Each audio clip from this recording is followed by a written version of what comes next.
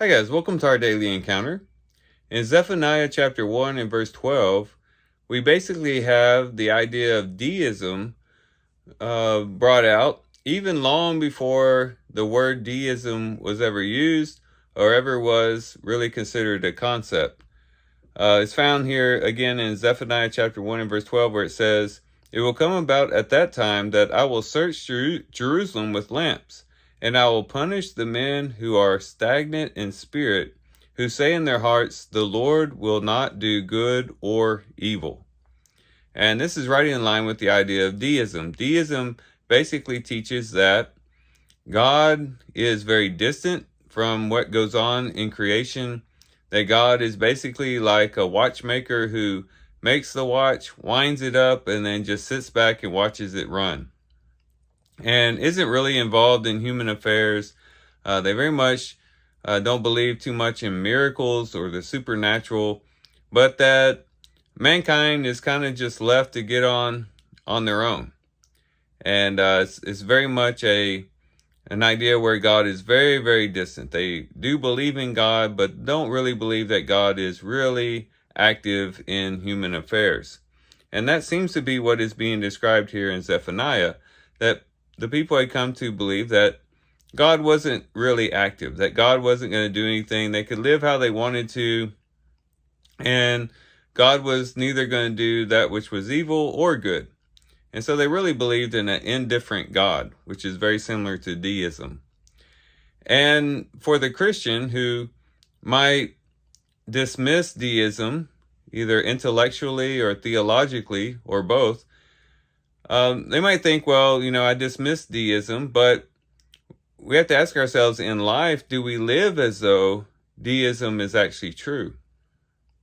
It might be the case that for some Christians that they worship God on Sunday, they perhaps remember the Lord's death on Sunday, and they might remember the great acts of God on Sunday. But once Monday hits, they kind of just get along on their own. And they maybe don't give much thought to God. If they pray to God, they don't really expect much from God. If they sin against God, they don't really expect any discipline or punishment for those sins. They just don't really feel like God's really active in their life, and that God has kind of just set things in motion, and things just kind of go along according to certain laws, and that God doesn't really step in and do anything. And that leads to complacency, spiritual complacency. It seems to have led to complacency in these individuals that are spoken about in Zephaniah, because before he made the statement that they believe that the Lord will not do good or evil, he said they are stagnant in spirit, or another translation would say they are complacent. And when we believe in a God who's indifferent, that leads to us becoming complacent.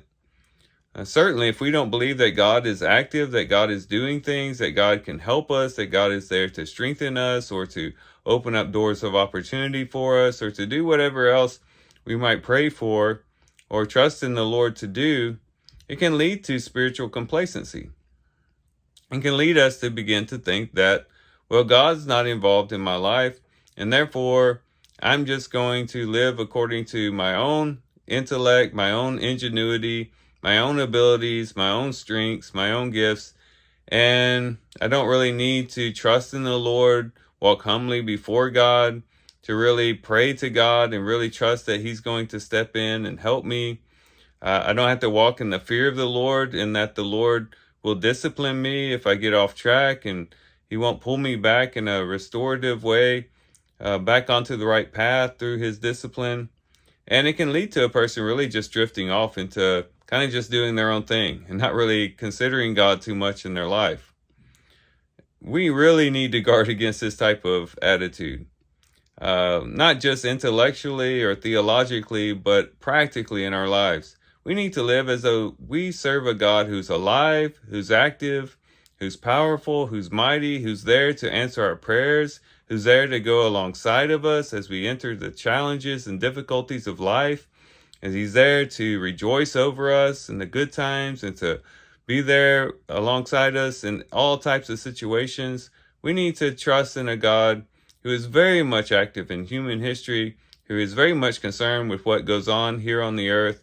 And in doing so, we can have a very spiritually rich type of life and approach to the spiritual life. Again, by knowing that God is active and that we can trust in him to be active in our lives and in the lives of other people that we might be concerned with.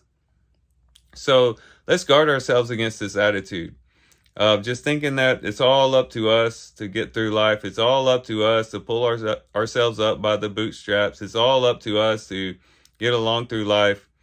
Let's remember that we have a God who, yes, did get things started, who did wind the clock, so to speak, but is also a God who steps into human history, a God who does act on the humans' behalf for the benefit of both the humans, but also for the benefit of his own plan of redemption overall for all of humanity. And that he is leading us into a good direction in a way that's in accordance to his good will.